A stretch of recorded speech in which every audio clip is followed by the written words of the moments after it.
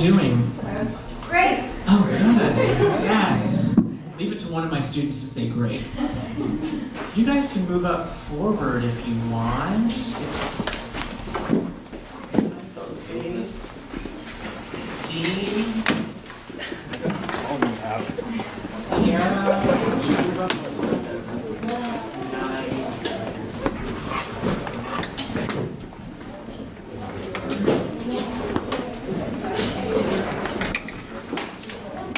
Much nicer.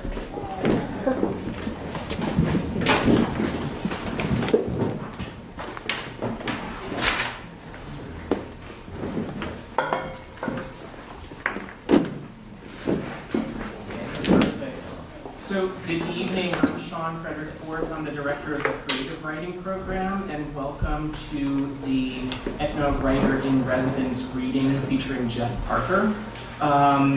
Before I say anything, I would like to thank my wonderful intern, Lauren Sensi, who's in the front row. Without her, I don't know what I would do. She is in charge of doing all of the publicity and advertising for this event and more. And I would also like to thank Carrie Carnahan, who's my wonderful assistant director. And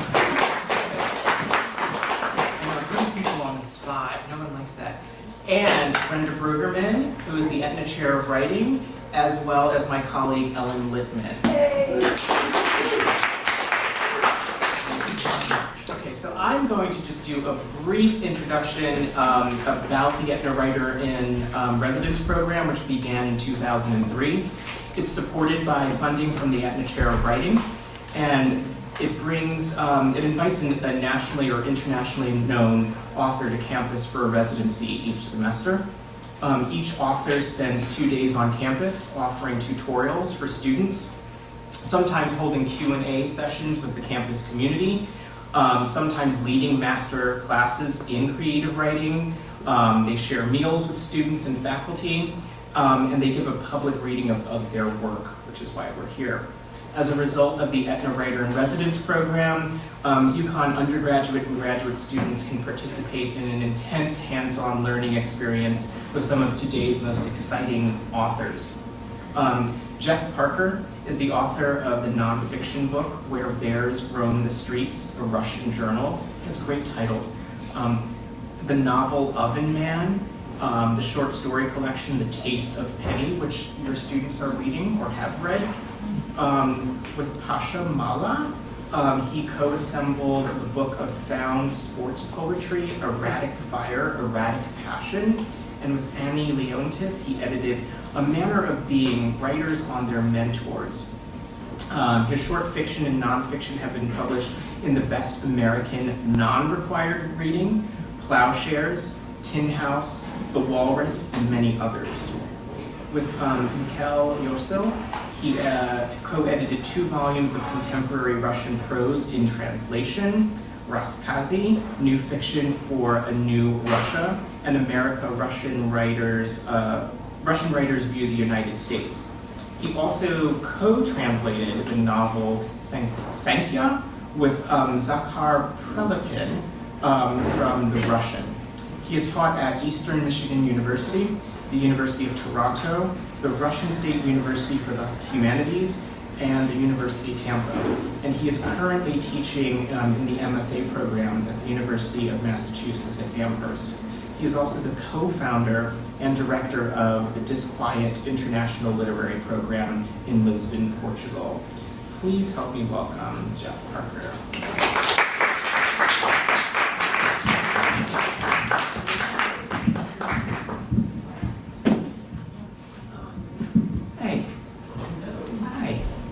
Thank you all for moving forward, but very often people resist that and move forward. But not you. Move forward. So first off, I just want to say huge thanks for inviting me. And thank you so much to Sean and Lauren and Ellen, of course, and Brenda and everyone for having me. I really enjoyed reading your work. For those of you who've given me manuscripts, I'm looking forward to talking about them tomorrow. There's a little news to report. My and Ellen's teacher, George Saunders, do any of you know the writer George Saunders? Probably some of you do, right? He won the Man Booker Prize, which is kind of a big deal. You know, having a really famous writer as a teacher is both a curse and a blessing, because it's a blessing because you get to work with that person, obviously, but it's a curse because usually everyone just wants to know what it was like to work with that person rather than what your work's like. So, but you know, it's of course, it's not about prizes, right? As we all know. This game that we're in, it's not about prizes. It's about something like this for me, like getting the chance to come out and talk to you all and, you know, read some of my stuff for you and get a chance to read some of your stuff. You know, prizes are the least important of any of this literary stuff, you know. But that's a fact that I'll change my position on as soon as I win one. And I haven't yet. So, I'm going to read something new. Which Ellen has already made me second guess. But it's something from a novel in progress. But, you know, coming up here, I know UConn's a big sports school. So I thought I might bookend things with a couple pieces from this little book, which, as Sean said, is it's a collection of found poems that me and this writer, Pasha Malla, did. He's a novelist, but also a pretty well-known sports critic. And basically we took athletes' actual words from interviews and whatnot, and I made them into poems. But I need your help a little bit, so I'll start with one, but give me a little help. Meta World Peace or Larry Bird? Meta World Peace. Meta World Peace.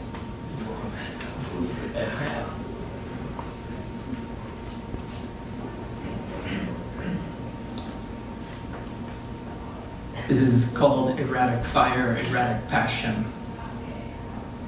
I don't shake substitution's hands. I lose my feet. I'd like to thank my psychiatrist. I felt something, but I didn't know it was an actual head. I knew somebody suffered something at that point. There were a lot of emotions in that game, but I can't worry about that. I have to try to get the ball. Kobe passed me the ball. Kobe never passed me the ball. And I could hear Phil Jackson, he's the Zen master, so you can just hear him in your head saying, don't shoot, don't shoot. And bam, I shot it. I was lying down when I got hit with a liquid, ice and glass on my chest and on my face. Nobody ever just threw anything at me, with the exception of a few times. After that, it was self-defense. I'll take the blame for that. It's my fault. Stunned, so stunned, it's stunning. Erratic fire, erratic passion. We maximize it by playing together, loving each other, caring for each other. Kind of like the Care Bears. You know the Care Bears? They care for each other. I partied in July hard. You got to party. You can't just be a boring guy for 12 months, right? You got to party hard in July. Why are you staring at me, daughter? Did you throw that? Jack, you think we're going to get in trouble? Let me see how I can answer your question without giving you a good quote. That's Meta World Peace. Yeah, that was this book's the most fun thing I ever wrote, and I think it's because I didn't write a single word in this book. So there's definitely a correlation there. So I don't know if Ellen's told you, maybe she has, but for whatever reason, I basically have two places that I write about, Florida and Russia. Which, if you actually think about that a little bit, there's more than a few similarities there. I spent a long time working on this nonfiction book about traveling around Russia, and gosh, I mean, this is what I can tell you as someone who wrote a book of nonfiction. It's really, really hard. It's really, really hard. Because in fiction, if you kind of run into a problem in the story, you just make something up to solve your problem, you know? And in nonfiction, of course, you can't do that. So, you know, Ellen kind of wanted me to read from that book, and now I'm a little bit sorry that I'm not. But another thing that may be interesting to you is that book came out in late 2014, and you know, I don't know if you know how books work, but you usually hand in a book like a year before it comes out. So it just feels like I worked on that so long ago, and I was so eager to get back to fiction. So what I've been working on pretty much since then is this new novel, and I'm not quite done, but I've kind of got the front half in about the shape I want it. So I thought I'd read a little bit of that. It's actually combining both Russia and Florida, because I found this place in Northport, Florida, where there's this sinkhole called Warm Mineral Springs. And the sinkhole has a really insanely high mineral content. And so none of the locals go there at all. Like, no one in Florida goes there. But every year, over like 200,000 Eastern European immigrants in North America travel there to take the waters. And it's become so attractive to all these immigrants that they're like buying up all the property around it. So there's this little Eastern European enclave in one of the swampiest parts of Florida called Northport. So the novel's kind of set there. I'm going to read you a part of the first chapter. So we don't quite actually get there yet, but the novel kind of crystallized for me.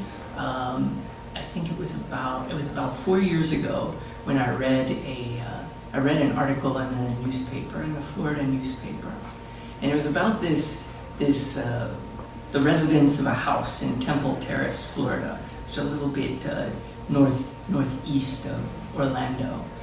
And you know, everyone who grows up in Florida knows about sinkholes. You know, everyone knows about them. Parents warn you about them. It's this constant threat, you know, that you could fall into a hole in the ground. It's pretty scary, right? Especially if you're a kid. But with this guy, I never read anything quite like this, you know. In the middle of the night, like just after midnight, a sinkhole opened. Like, not underneath his neighborhood, you know, not underneath his yard, not underneath his house, not even underneath his bedroom. It opened directly under his bed. And in the middle of the night, while he was sleeping, he just fell down the hole. And it made a loud racket, of course, and so there's his brother who lived with him and the family dog ran in, and they jumped down the hole. And the firefighters came. They were there pretty quick. And they managed to fish the brother and the dog out. But the guy's just gone. And so that really kind of just stuck with me. And it eventually became the engine for the beginning of this novel. So I'll just start. What I'm looking for in a motel is squalor on the inside and some reasonably agreeable scenery on the out. I like to stew in the squalor, and that's precisely what I was doing, stewing in the squalor of Monticello Inn, room number 18, when someone knocked. I opened the door. A girl with fat blonde dreads straddled a black cruiser.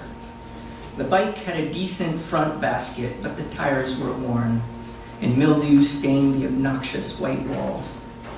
On the chain guard, there was a picture of a blue Indian goddess, her pink tongue sticking out, and the word Shiva. The girl wore a baggy pink shirt with slits cut all through it and low-ass jeans. "You up for hanging out?" she said. The whole point of coming back here was that I didn't know anyone anymore, but I've always been a sucker for company. "Hang on a sec," I said. I grabbed 2 near beers from the mini fridge. They were warm when I put them in, and the fridge seemed to have heated them a little. We sat on the curb in front of room 18. "Where are you coming from on that thing?" I asked. "I'm coming from around," she said. "Where are you coming from?" "I'm coming back," I said. She let me ride her Shiba bike. I tried a catwalk but went over backwards and the bike clanked across the asphalt. "I'm from around here," I said, "but I haven't been back in 18 years. "I'm 18, she said. "I was your age when I left." "Hey, you know what would be fun?" I said. "Instead of telling me your name and doing this whole getting to know each other thing, why don't you pretend to be my ex-girlfriend Briggs? I haven't seen Briggs in 18 years. I'd tried this many times before, usually with women who at least looked like Briggs, who had her kind of Mediterranean Hepburn thing. "Like act?" the girl said. "What was this Briggs like?" "She had the frame of a bird and the smile of a horse. She was your age." "You keep those beers coming, I'll be Queen of the Nile," she said. The girl didn't seem to understand that the beer was not real beer.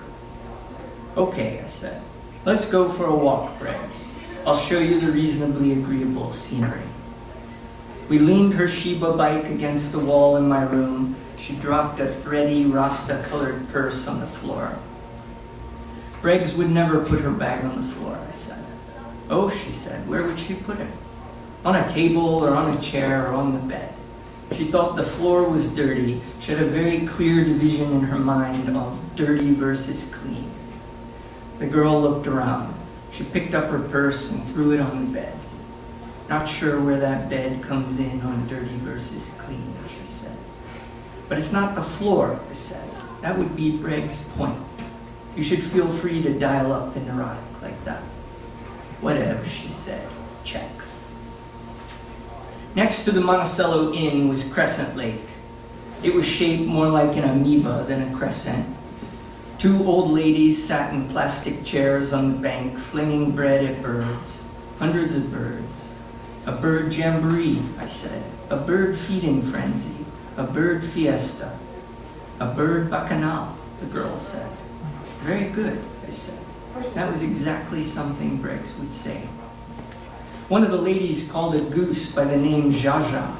"Jaja, come here," she said, and Jaja came to her. Jaja was different than the other geese. The other geese looked like stuffed animals and bobbed side to side as they walked.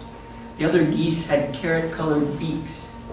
Jaja had a bulbous growth on her charcoal face. A tall bird with an elephantitis head pecked at Jaja. "Mind your manners, you Shirley Feather," the old lady said. Me and Briggs walked the trail circling the lake. It was exactly 9/10 of a mile around. "Well," she said, "what have you been up to these last 18 years?" "I traveled around some," I said. "Evidently I was married and so on." "Same with moi," she said. "Hey, do you remember the time your feral cat bit my hand?" I said. "Really sunk its fangs into the meat." I showed her the little vampiric scars on my palm, and the girl's glance narrowed. "Don't talk bad about a cat just because she bit you. That cat wasn't feral. That was a normal cat." "He," I said. "Just because he bit you," she said. "I was carving a pumpkin," I said. "That pumpkin freaked that cat out." "Honestly, I don't remember that," she said. "I remember the cat, but not any pumpkin or any him biting you." "What about the time we were biking and I braked to miss a lizard and you swerved around and crashed into a tree?" I said. "Or the time cops came to your apartment and I left out my weed?" She shook her head strangely, half yes nod, half no nod. All I remember is washing dishes and the knife slicing my hand through the sponge. We walked another 1/10 of a mile in silence. I hoped seeing you again might make me remember lots, she said. It's not working though. All I'm getting out of this whole thing is major disassociation. Maybe I should go. She pinched together the skin between her eyebrows so that a line appeared there. I didn't know if she was playing the part or seriously weirding out. On occasion, in the past, others who looked more like Briggs than her had weirded out. We circled back around to the lady and the birds. Jaja hissed at us. A man raked scum out of the lake. The scum smelled fresh and exciting.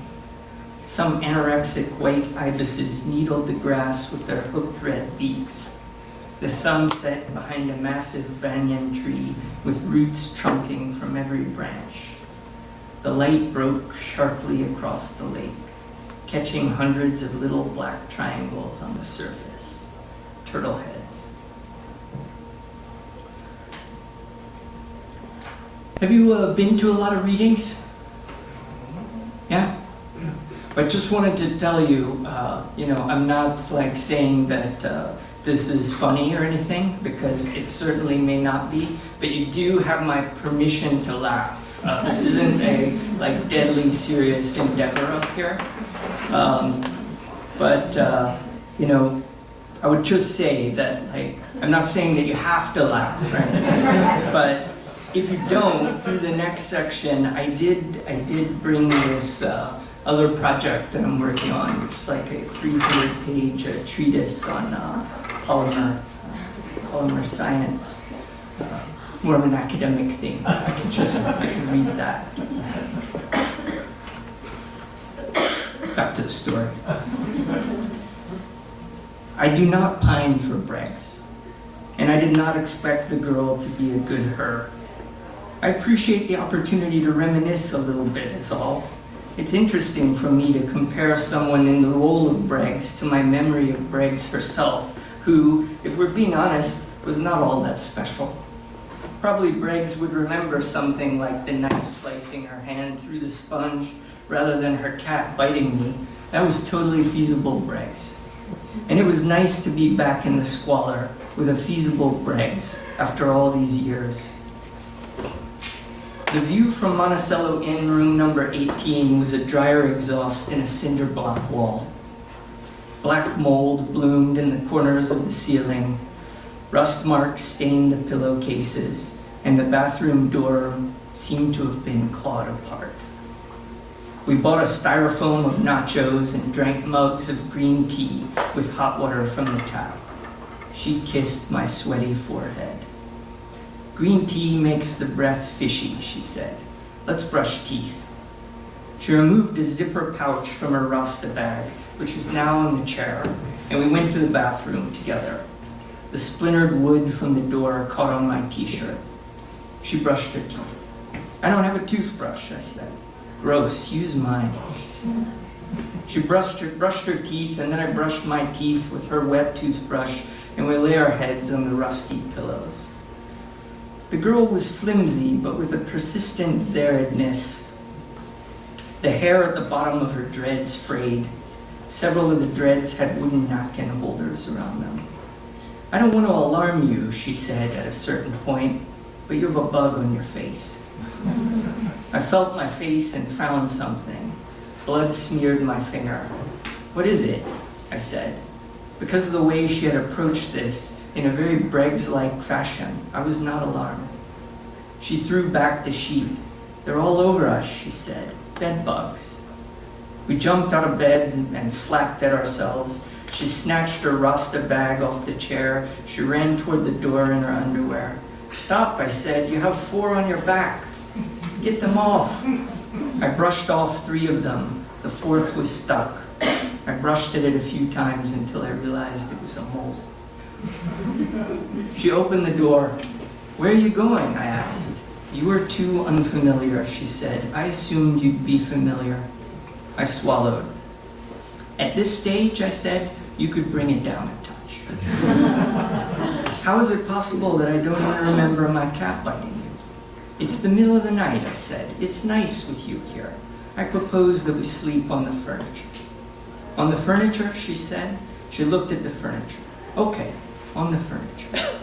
She poured more water over a green tea bag and dabbed it onto our welts. We moved the TV from the dresser to the floor. I stretched out on the dresser, my feet hanging off. She curled into a fetal position on the round table in the middle of the room. She used her rasta bag as a pillow. She put the white bath towel over her body and the white hand towel over her feet. I turned out the light. I woke up before dawn. She was still curled on the round table. She had kicked off the hand towel. I put it back on her feet. She looked happy in her sleep. I walked to Amoeba Lake.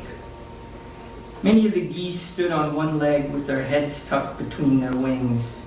It was easy to make out Zsa even from a distance because the loose manner in which she held her wings reminded me of Freddy Krueger. I decided to walk another 9/10 of a mile. Large creatures splashed in the lake, things cooed and croaked there, gangs of ducks warred in the blackness, something monkeyish screeched from the banyan tree. The street lights behaved like their motion sensors were installed backwards. If I stopped and stood still, they turned on, but if I moved, they turned off again. Every so often, there was a bench and a dark figure sitting on the bench, skinny, upright shadows, their egg heads facing the lake. I wondered what all the figures were doing in the middle of the night. At 6/10 of a mile, I noticed a structure on the water, nestled into the foliage of the banyan tree. It hadn't been there earlier. It looked like a shack floating on 50-gallon drums. I approached the shore. A man came out of the shack with a flashlight and stood on one of the 50-gallon drums. "Land ho," he said.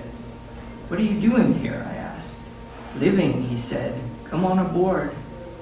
He extended a shaky wooden ladder from one of the 50-gallon drums to the bank, and I walked across. Aboard the boat, I sensed a hum. There was a door with a doorknob, like on a regular house. He opened the door for me, and we went inside. A Christmas tree stood in the corner. It was nowhere near Christmas. I pulled off a needle to check if it was real. It was real. "I like the scent of the holidays," he said. He picked up a guitar from a mattress in the corner and sat down at a rickety table cluttered with pens and wires and tools and tubes and matchbooks and an old IBM ThinkPad. "My name is Winston, like the cigarettes," he said. I looked at a painting on the wall of the shack. It was now a boat when it was just a regular house on the ground.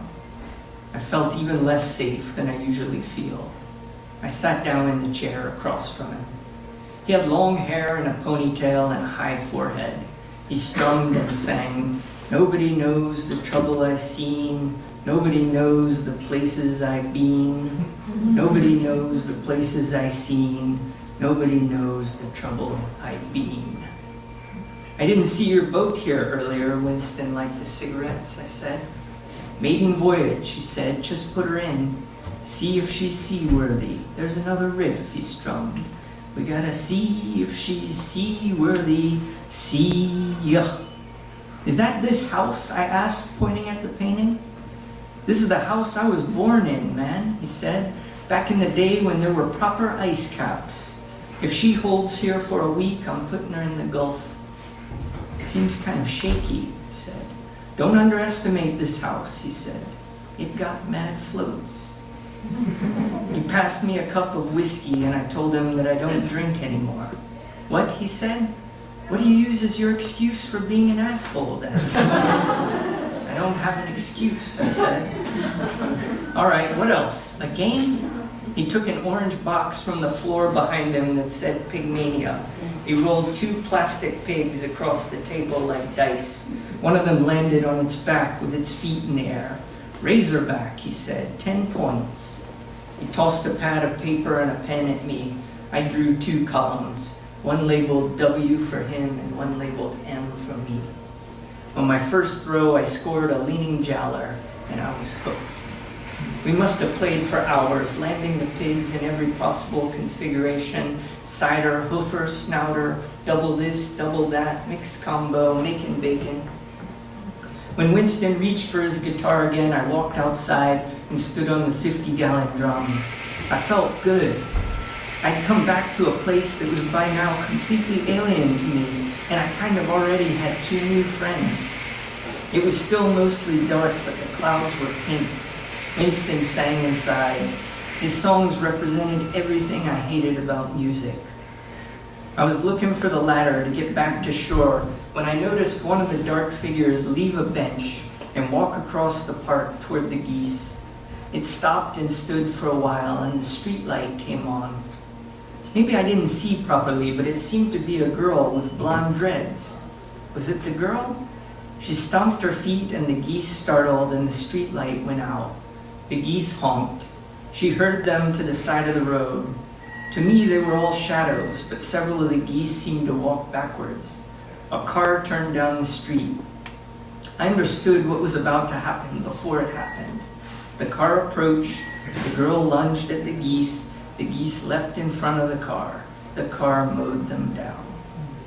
Several geese hit the windshield and flopped on the asphalt. The figure ran across the park. The geese died in the road.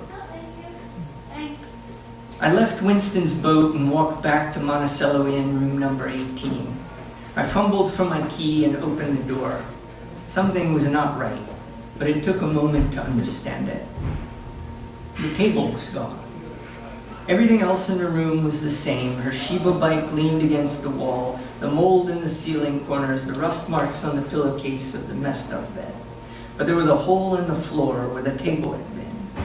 A long tear in the carpet opened onto a dark, sandy pit below. The hand towel that covered her feet hung on the frayed carpet. I turned on the lights and tried to look into the pit. "Briggs!" I shouted. My voice echoed down there.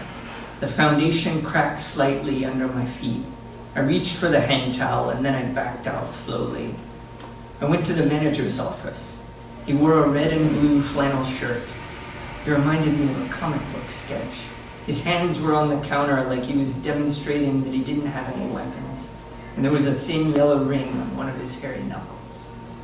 I put the room key on the counter. "There's a problem in room 18. "Can't do much about that," he said. "I didn't tell you what the problem is yet. Listen, buddy, every room's got bed bugs. Think of them as pets. In the old days, people sought out leeches, which are a lot worse than bed bugs, but the same principle. Creature sucks blood from you. Only in one case, it's a disgusting slug-like thing. In our case, it's a little, and some would say even cute, not entirely unladybuggish bug. Lowers the blood pressure, especially if you drink too much. I don't drink. That's not my problem. A sinkhole opened up in my room. Things are missing. What things? The table, and maybe a girl." The man's expression changed. "What do you mean, a girl?" "I mean, a girl was in the room, and there's a hole, and the girl is not in the room. She was asleep on the table, but the table's gone. You checked in alone." "I checked in alone, and then I met a girl. She may be in the hole." "You say maybe. Who is this supposed girl fell into this supposed hole? What was her name?" "I don't know her name. I called her Briggs. She left her bike." "Probably she just stepped out. Let's have a look. She'll be back in a while. Or maybe she won't. You know how girls are." He slid the key to room 18 off the counter, and I followed him out. There was a man in a hoodie leaning against the wall. "Hey, got a smoke?" he asked. "Sorry," I said. The manager ignored him. "Damn, somebody got to start smoking around here," the man said. The manager unlocked room 18. He looked first at the Shiba bike, then he looked at the hole. "Aha," he said, "I see. That's no sinkhole. It's a little floor malfunction. These things happen sometimes. Don't think about it. We might want to move you."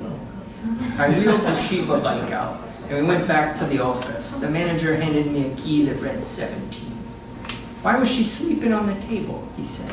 "Wait, don't answer that." "Should we call someone," I said, "to try and find the girl?"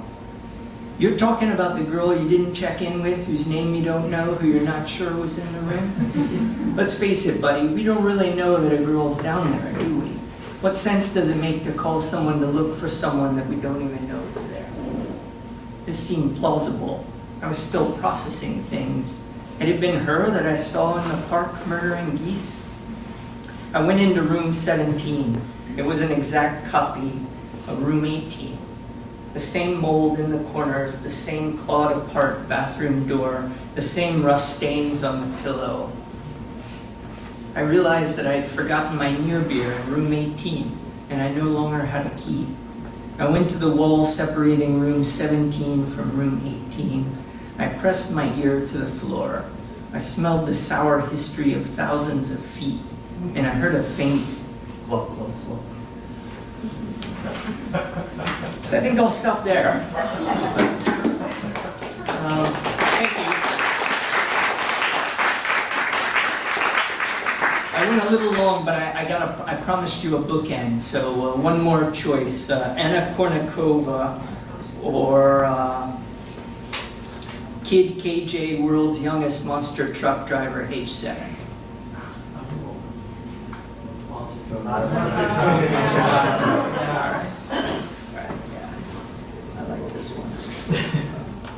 Guy I just found in a kid I just found in a YouTube clip.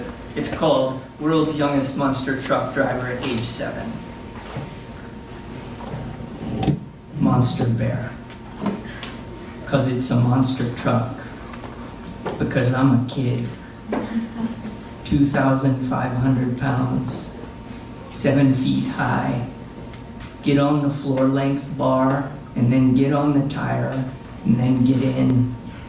It hydraulic lifts up, a full roll cage, and all the controls. They have a special 6 brakes so it can stop me faster than regular car brakes. A full roll cage, and a 5-point safety, harness seat belt, and a Hans device, and a helmet. I have a fire suit, jumping cars, donuts. All right, that's really all. So, we want to do a little Q&A? No one ever wants to be the first question, so we can just observe a brief moment of silence.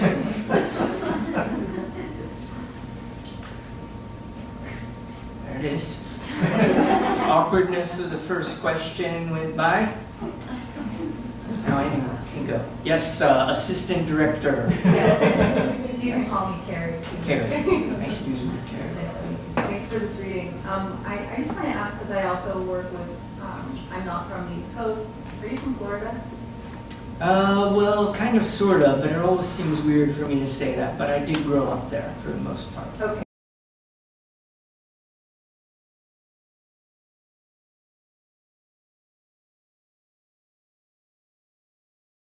So it affected your speech development and all that stuff? I think so, Okay. yeah. I just noticed that there's like some tonal shifts and maybe some code switching in your work, and I just wanted to ask if you could talk about that. And I don't have and my question is no more developed than that. Yeah. But it's obviously something that you've used and you're thinking about. No, it's something that, it's something that I think about a lot, because I was actually born in Boston. But my mom was really young, so I went to live with my grandparents on Air Force Base in Germany. And my grandma was German, my grandfather was Portuguese. And I spent a lot of time with my great-grandmas. They all spoke to me in German. So I had all this like weird different language programming, as a kid. And then when I hit right around school age, I went to live with my mom in the Deep South in North Florida. Which, for those of you who don't know Florida, North Florida is the Deep South. Totally different place than South Florida or Central Florida. Which obviously has a really defined, code, if you will, linguistic code. Yeah, so I always think about that. And then, of course, when I was young, when I was still young, after going to Syracuse, I started going to Russia and started learning Russian, spending a lot of time there. I really suck at Russian. I'm so bad at Russian. So I end up with my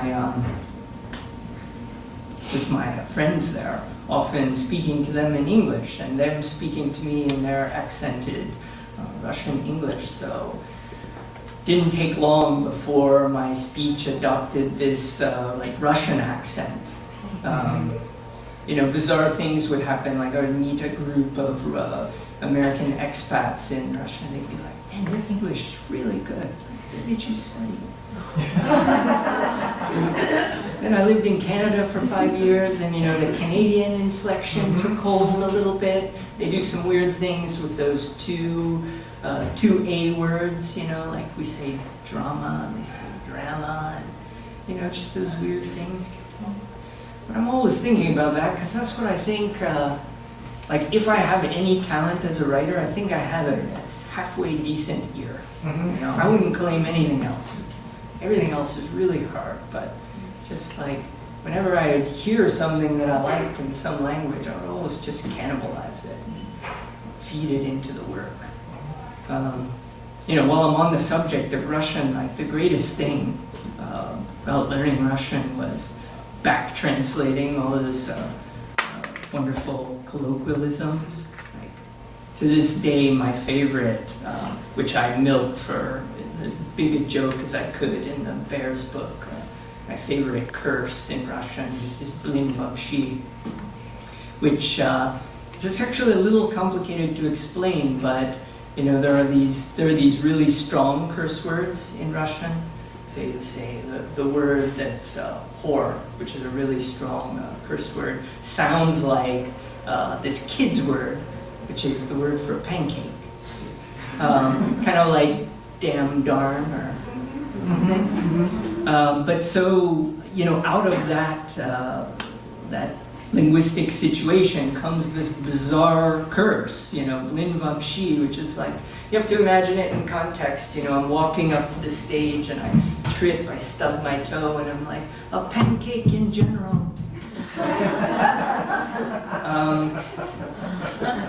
But that was the great thing about learning Russian, actually, was, you know, because and translating, by the way, because it adds this whole new, you know, repertoire, this whole new musicality that you can then like, use in your own writing. So, just kind of babbling in response to your question, but I think the short answer is I think about that a lot. That's what drives all the stories, is the sound of the language. You don't even know who you're writing about till they open their mouths. Someone said, right? I just plagiarized whoever it was. Yeah. You mentioned. What's your name? Danielle. Danielle. You mentioned earlier that you think writing, working with nonfiction is very, very hard. I do. And I was wondering what you thought the hardest part about writing fiction is. That's a good question. Well, I mean, it's hard, you know. I think Oscar Wilde said that a writer is someone for whom the act of writing is harder than it is for other people. And I think that's true. There's this, I think it's not actually, I mean, obviously in nonfiction you are more beholden to truthfulness. And particularly if you're writing about other people than yourself, you're beholden not only to the truthfulness of yourself, but to the, you know, to the proper representation of other people's stories, right? Which is a huge responsibility, I think. So there's a lot more work that you have to do to ensure that accuracy. You know, probably you can never attain perfect accuracy, but you know, you try to get as close as you can. So obviously there's a lot more work in there. And I can give you an example from my Russia book. You know, I at a certain point I planned that the narrative arc of the book would be essentially a travel story where we would travel from two paths across the country, all the way from St. Petersburg to the almost the southernmost point of Russia, and from St. Petersburg almost to the easternmost point of Russia. We plan to go to Vladivostok, which is, by the way, where the bears supposedly roam the streets. But in the middle of the book, we're in the middle of Siberia, in this on Lake Baikal, which is 1/5 of the entire world's freshwater supply. It's this amazing natural phenomenon, you know. And I thought we were going to keep going, and I would get my book. But the guy who I was traveling with, who's kind of the star of my book, he got a job, and he had to leave, you know. So, you know, nonfiction throws stuff at you like that. If I had just been writing a novel, which, by the way, at that point, I asked my editor, I already had a contract for the book, I asked her, could I just turn this into a novel? She said no. So nonfiction throws stuff like that at you. But I think that the difference is in process. Fiction for me is like, as you're writing it, like the excitement of writing fiction is you're kind of discovering the story as you're writing. But in a way, the excitement of nonfiction is before you get to the page. So, you know, the excitement of nonfiction is more in the, not necessarily research, but in the preparation to write, in the figuring out of the story. Because, you know, once you get to the page, the truth is set in a way. So, or at least that's how it sort of seemed to me. So, I think it comes down to, it was like that issue. For me, the writing of the book ended up being actually a little bit tedious. What was much more exciting was like doing all that traveling and taking all the notes and like writing down the amazing things my friends said. And, you know, yeah, it's not a very good answer. But that's kind of how I see it, I guess. Thank you. Anything else? You look like you're right on the verge. But you're second guessing yourself, don't say. Well, my name's Austin. Hey, And, Austin. so your book, like the sports books, Mhm. I'm kind of interested if you maybe talk a little bit about your process of like how you put that whole thing together. 'Cause Oh, gladly, yeah. it it was seems a like blast. it's a fun time. Oh, so much fun. Yeah, it's the origin of that was, so I'm a huge Meta World Peace fan. And I had been, for years, I had been just like taking quotes that Meta World Peace said in various interviews, and I just copy-paste the line from the news article and put it on a Post-it note on my desktop, you know? And I had that Post-it note there for years, through, if you know the MBA, you know, through the malice at the palace, through his suspension, through his trials as a journeyman trying to write his name, to his like great comeuppance as a Lakers champion, you know.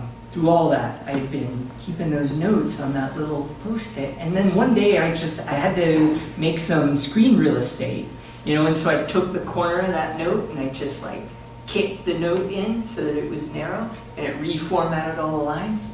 And I just kind of read it, and I was like, wow, that kind of sounds like a poem. And it had some really interesting like enjambment, you know, it kind of created some really interesting line breaks, some really interesting rhythms. So I kind of toyed around with it a little bit. You know, I moved some things here and there. You know, and then my friend at the time ran this obscure Canadian sports website, and you know, I just sent it to him, and he ran it. And like the next morning, it was pretty much the next morning. It was like before noon the next morning. Like he called me up, and he was like, "Dude, there are like half a dozen different pieces on your poem." I was like, "What do you mean? You mean that poem I plagiarized from Meta World Peace?" He was like, "Yeah, like Sports Illustrated had like excerpted it, the New York Daily News, like Ball Don't Lie wrote a column about it." It was a trip, you know? It tripped me out. So, but it was so much fun, and I talked to my friend Pasha about it, and he said, we should do a book of these. So it just took like 3 months, And every morning we got up and just listened to hundreds of hours of YouTube videos with everyone, everyone you can imagine. And yeah, we just put together a book. He'd do some and I'd do some, and sometimes we'd collaborate on some. But there's skateboarders and snowboarders and soccer players and monster truck drivers. Sudsy Monchik, the former racquetball champion world, and, tennis players and everyone. Yeah, it was a blast. And there are some kind of serious ones in there too. Mostly we had fun with them. The point wasn't to make fun of people. The point was actually to kind of honor creativity and ingenuity in in these players' conversations. Because I actually tend to be of the mind that sports journalists, on the whole, with exceptions, are kind of weak. If I've been on the floor for 80 minutes and I come off the floor and the only thing you can do is stick a microphone in my place and say, "Talk about that win, Parker. Talk about that reading." That just doesn't seem like journalism to me. So, yeah. Right So on. it's poetry, but it's actually nonfiction. Yeah. It's taken from interviews. So what did you learn about poets from doing it, or what do you think a reader has learned about poets from? That was a lot to listen to. Yeah. For many months. It was a Learned lot something. to listen to, Yeah. but What did you learn? I don't know. What did I learn? I mean, I guess in a way we kind of proved the hypothesis, which was that,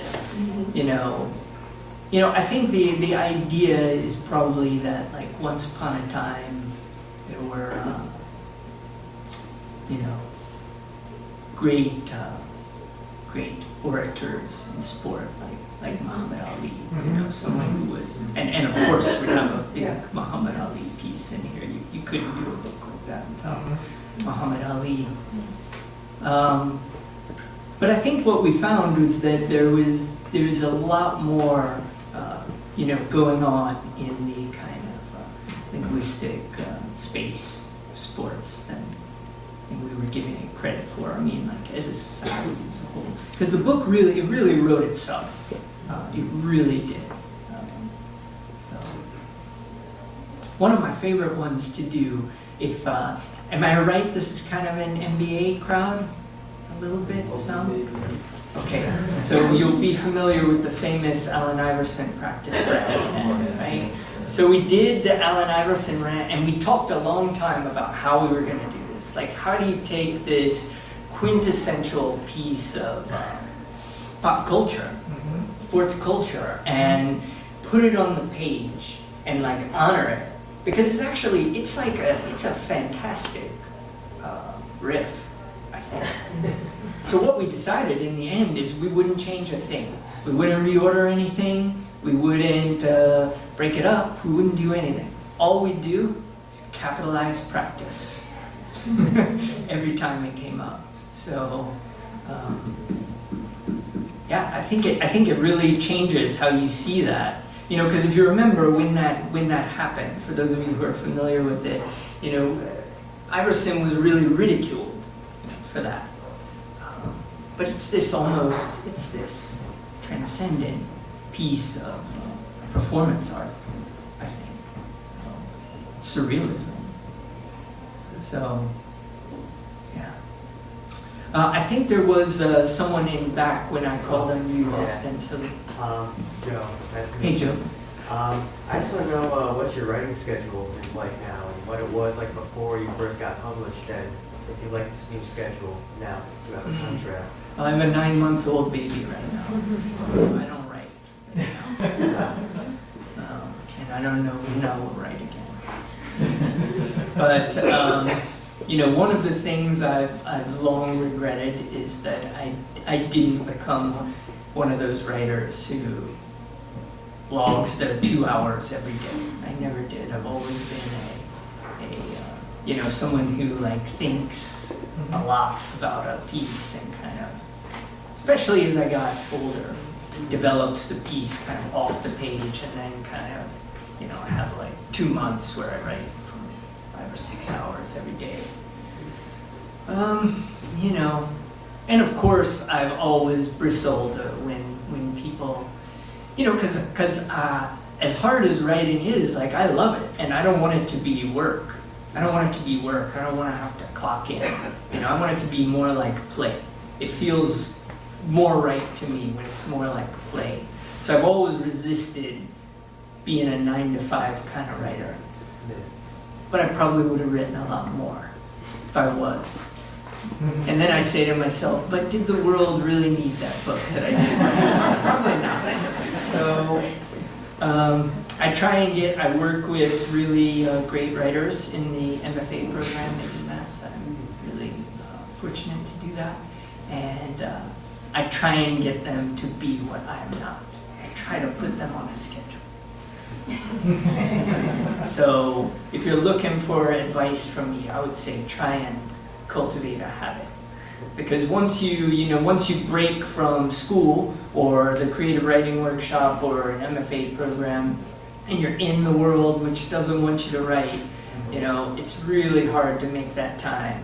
Because you got, your partner, maybe you got your kids, you got your job, maybe you got jobs, you're hustling, whatever you got to do to make money, and it's really hard to make that time. So if you have a habit, it's big. I wish I had it. Yeah, what's your name? Jamal. Jamal. Just want to say thanks for coming and doing this reading. Thank you. Yeah. I just want to ask why you spend so much time writing about Florida and Russia as opposed to like Boston or Germany or anywhere else that's significant in your life? I don't know. It's just... Well, the reasons are different for the two of those. Florida, I grew up in, and I feel like no more of an alien anywhere else than I feel like an alien in Florida. I feel more at home I belong on the streets of St. Petersburg, Russia, than I do in Florida, and that's kind of always perplexed me why that is. So, some of it is, it's just in you. What are you going to do? You got to write about your obsessions, I think. So, for me, I guess, it's Florida. It's just kind of reckoning with that weird fact that home for me is this irreconcilably foreign place. Somewhere I'll never belong, ever. So, but then, my attraction to Russia is a very different thing. I actually went to Russia for the first time because I loved the Russian writers. Particularly Gogol, Mikhail Gogol. And do any of you know Gogol? Some of you do? So like Dead Souls, or he has these crazy short stories like The Nose, about a guy who wakes up one morning and his nose is just gone, and he runs into it wandering around. And The Overcoat, yeah. So I went there because I wanted to see the place that forged these kind of minds, And so I went there, and I kind of wasn't expecting it, but that place just changed everything for me. Like, I realized that I didn't even know how to, not only did I not know the language or anything, I didn't know how to walk down the street there, because I couldn't figure out how people walk down the sidewalk. I couldn't figure out how to stand in line. So it was kind of like I went there seeking to understand something, and it just opened up these like endless mysteries. And it took me 10 years of going there before I was ever brave enough to try and write about that place. And even then, I was if you're reading Taste of Penny, I was writing those stories from the perspective of foreigners traveling there, because I knew if I tried to get into someone's head over there, I'd mess up and make all kinds of mistakes. And I'm still afraid of that. So, but yeah, it's just an amazing place. Ellen? What's it like now when you go? I know you were there this summer. What does it feel like? Oh, now it's completely different. You know, because I used to go out to bars till 4 in the morning in the white nights and meet with all my friends who are like great Russian writers and intellectuals and you know, like the crazy barman who I wrote that book about. But now I went there with a 4-month-old baby and I basically didn't leave the house. I lived at Vedenha, which is this old exhibition center to all the Soviet places, this kind of fantastic place with golden fountains. All I did was push a stroller around golden fountains. So it's a beautiful, amazing place, but I unfortunately can't tell you what's going on in Moscow right now.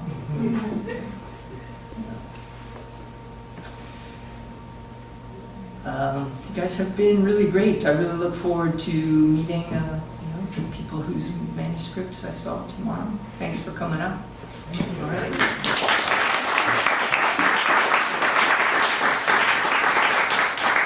Can we persuade you to sign some books? Yeah, of course. Happy to. Happy to.